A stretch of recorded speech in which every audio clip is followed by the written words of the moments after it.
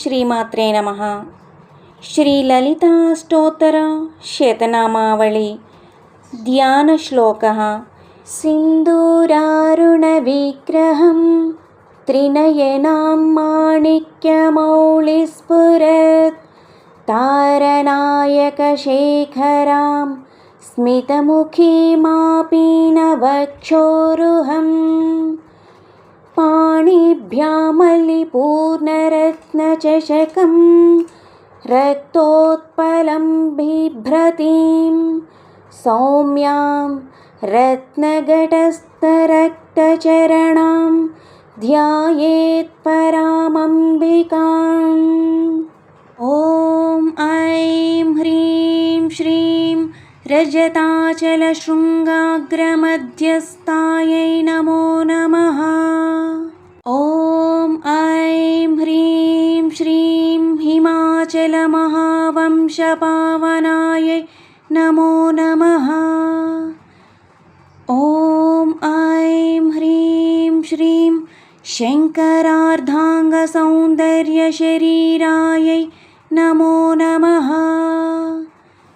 ఓం ఐం హ్రీం శ్రీం లసన్మరకతస్వచ్ఛవిగ్రహాయై నమో నమః. ఓం ఐం హ్రీం శ్రీం మహతిశయసౌందర్యలావణ్యాయై నమో నమః. ఓం ఐం హ్రీం శ్రీం శశాంకశేఖరప్రాణవల్లభాయై నమో నమః. ఓం ఐం హ్రీం శ్రీం సదా పంచదశాత్మైక్యస్వరూపాయై నమో నమః. ఓం ఐం హ్రీం శ్రీం వజ్రమాణిక్యకటకకిరీటాయై నమో నమః. ఓం ఐం హ్రీం శ్రీం కస్తూరితిలకోల్లాసిత నిటలాయై నమో నమః. ఓం ఐం హ్రీం శ్రీం భస్మరేఖాంకితలసన్మస్తకాయై నమో నమః. ఓం ఐం హ్రీం శ్రీం వికచాంభోరుహదళలోచనాయై నమో నమః. ఓం ఐం హ్రీం శ్రీం శరశ్చాంపేయపుష్పాభనాసికాయై నమో నమః. ఓం ఐం హ్రీం శ్రీం లసత్కాంచనతాటంకయుగళాయై నమో నమః. ఓం ఐం హ్రీం శ్రీం మణిదర్పణశంకాశకపోలాయై నమో నమః. ఓం ఐం హ్రీం శ్రీం తాంబూలపూరితస్మేరవదనాయై నమో నమః. ఓం ఐం హ్రీం శ్రీం సుపక్వదాడిమీ బీజవదనాయై నమో నమః. ఓం ఐం హ్రీం శ్రీం కంబుపూగసమచ్ఛాయకంధరాయై నమో నమః. ఓం ఐం హ్రీం శ్రీం స్థూలముక్తాఫలోధార సుహరాయై నమో నమః. ఓం ఐం హ్రీం శ్రీం గిరీశబద్ధమాంగళ్యమంగళాయై నమో నమః. ఓం ఐం హ్రీం శ్రీం పద్మపాశాంకుశలసత్కరాబ్జాయై నమో నమః. ఓం ఐం హ్రీం శ్రీం పద్మకైరవమందారసుమాలిన్యై నమో నమః.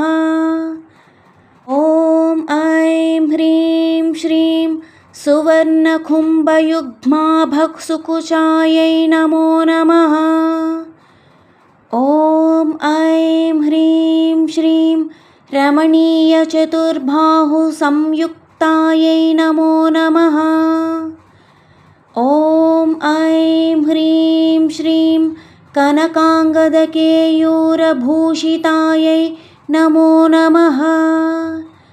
ఓం ఐం హ్రీం శ్రీం बृहत्सौवर्णसौन्दर्यवसनायै नमो नमः।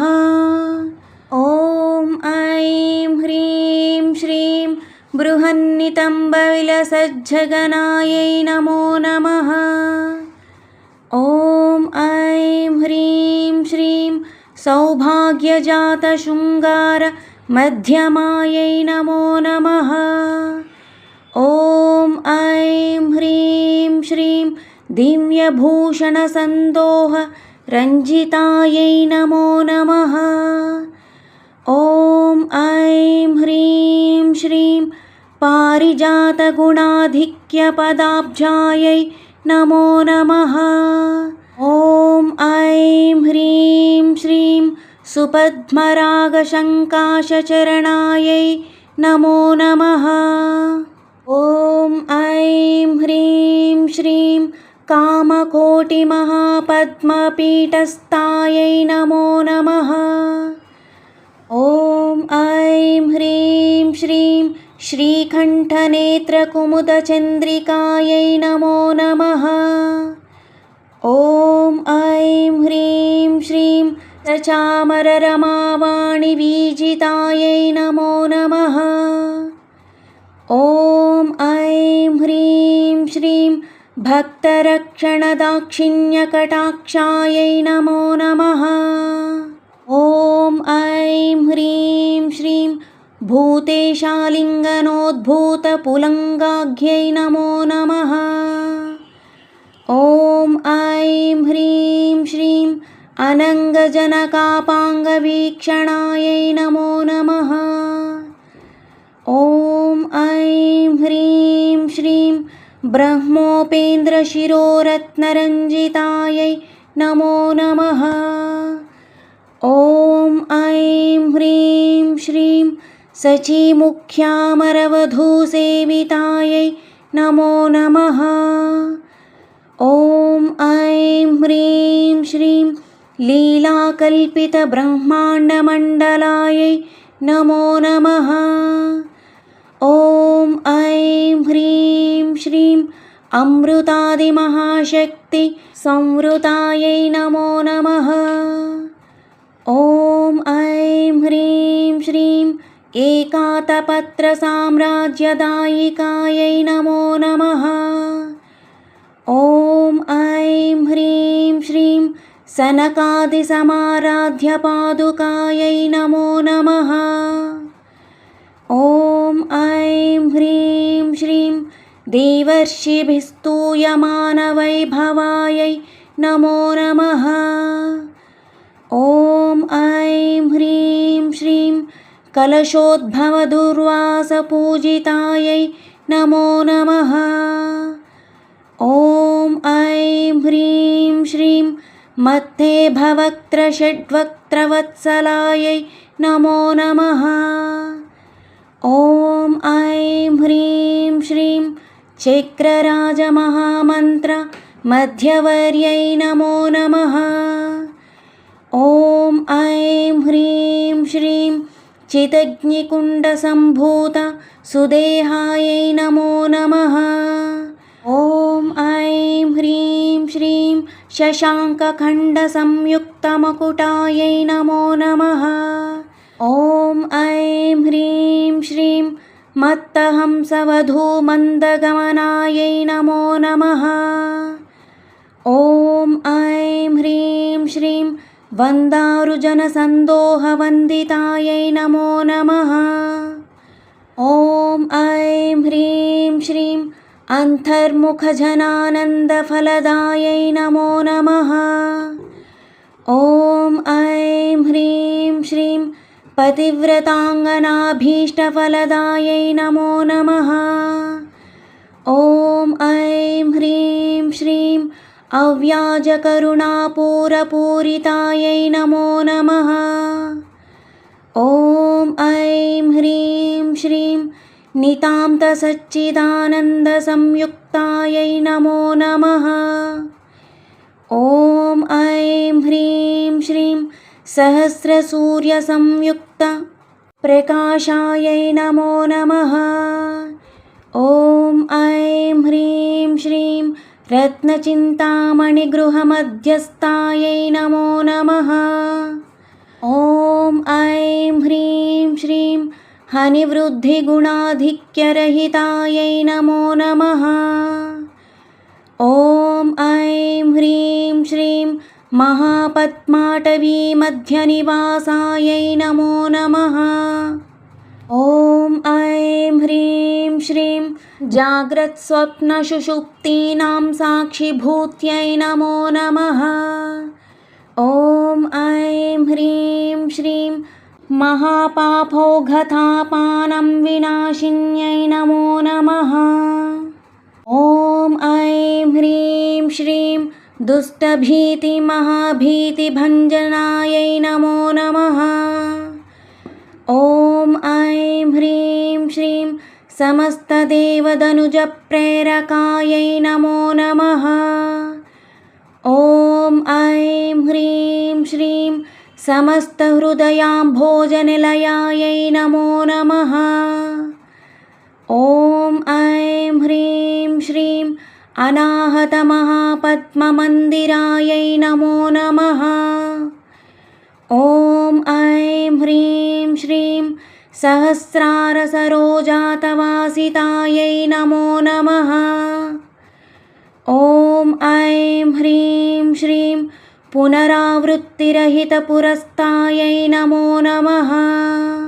ॐ ऐं ह्रीं श्रीं वाणी गायत्री सावित्री सन्नुतायै नमो नमः। ॐ ऐं ह्रीं श्रीं रमाभूमिसुताराध्यपदाब्जायै नमो नमः। ॐ ऐं ह्रीं श्रीं लोपामुद्रार्चितश्रीमच्चरणायै नमो नमः। ॐ ऐं ह्रीं श्रीं सहस्ररतिसौन्दर्यशरीरायै नमो नमः। ॐ ऐं ह्रीं श्रीं भावनामात्रसन्तुष्टहृदयायै नमो नमः। ॐ ऐं ह्रीं श्रीं सत्यसम्पूर्णविज्ञानसिद्धिदायै नमो नमः। ॐ ऐं ह्रीं श्रीं श्रीलोचनकृतोल्लासफलदायै नमो नमः। ॐ ऐं ह्रीं श्रीं श्रीसुधाब्धिमणिद्वीपमध्यगायै नमो नमः। ॐ ऐं ह्रीं श्रीं दक्षाध्वरविनिर्भेदसाधनायै नमो नमः। ॐ ऐं ह्रीं श्रीं श्रीनाथसोदरीभूतशोभितायै नमो नमः। ॐ ऐं ह्रीं श्रीं चन्द्रशेखरभक्तार्तिभञ्जनायै नमो नमः। ॐ ऐं ह्रीं श्रीं सर्वोपाधिविनिर्मुक्तचैतन्यायै नमो नमः। ॐ ऐं ह्रीं श्रीं नामपारायणाभीष्टफलदायै नमो नमः। ॐ ऐं ह्रीं श्रीं सृष्टिस्थितितिरोधानसङ्कल्पायै नमो नमः। ॐ ऐं ह्रीं श्रीं श्रीषोडशाक्षारिमन्त्रमध्यगायै नमो नमः। ॐ ऐं ह्रीं श्रीं अनाद्यन्तस्वयंभूतदिव्यमूर्त्यै नमो नमः।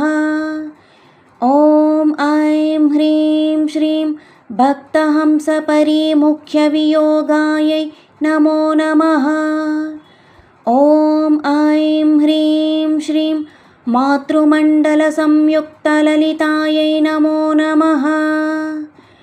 ॐ ऐं ह्रीं श्रीं बण्डदैत्यमहासत्त्वनाशनायै नमो नमः। ॐ ऐं ह्रीं श्रीं क्रूरभण्डशिरश्छेदनिपुणायै नमो नमः। ॐ ऐं ह्रीं श्रीं धात्राच्युतसुराधीशसुखदायै नमो नमः। ॐ ऐं ह्रीं श्रीं चण्डमुण्डनिशुम्भादिकण्डनायै नमो नमः। ॐ ऐं ह्रीं श्रीं रक्ताक्षरक्तजिह्वादिशिक्षणायै नमो नमः। ॐ ऐं ह्रीं श्रीं महिषासुरधोर्वीर्यनिग्रहायै नमो नमः। ॐ ऐं ह्रीं श्रीं अभ्रकेशमहोत्साहकारणायै नमो नमः। ॐ ऐं ह्रीं श्रीं महेशयुक्तनटनतत्परायै नमो नमः। ॐ ऐं ह्रीं श्रीं निजभर्तृमुखाम्भोजचिन्तनायै नमो नमः। ॐ ऐं ह्रीं श्रीं वृषभध्वजविज्ञानभावनायै नमो नमः। ॐ ऐं ह्रीं श्रीं जन्ममृत्युजरारोगभञ्जनायै नमो नमः। ॐ ऐं ह्रीं श्रीं विधेयमुक्तिविज्ञानसिद्धिदायै नमो नमः। ॐ ऐं ह्रीं श्रीं कामक्रोधादिषड्वर्गनाशनायै नमो नमः। ॐ ऐं ह्रीं श्रीं राजराजार्चितपदसरोजायै नमो नमः। ॐ ऐं ह्रीं श्रीं सर्ववेदान्तसंसिद्धस्तुतत्वायै नमो नमः। ॐ ऐं ह्रीं श्रीं श्रीवीरभक्तविज्ञाननिधानायै नमो नमः। ॐ ऐं ह्रीं श्रीं अशेषदुष्टदनुजसूदनायै नमो नमः। ॐ ऐं ह्रीं श्रीं साक्षात् श्रीदक्षिणामूर्तिमनोज्ञायै नमो नमः। ॐ ऐं ह्रीं श्रीं हयमेधाग्रसम्पूज्य महिमायै नमो नमः। ॐ ऐं ह्रीं श्रीं दक्षप्रजापतिसुतवेषढ्यायै नमो नमः।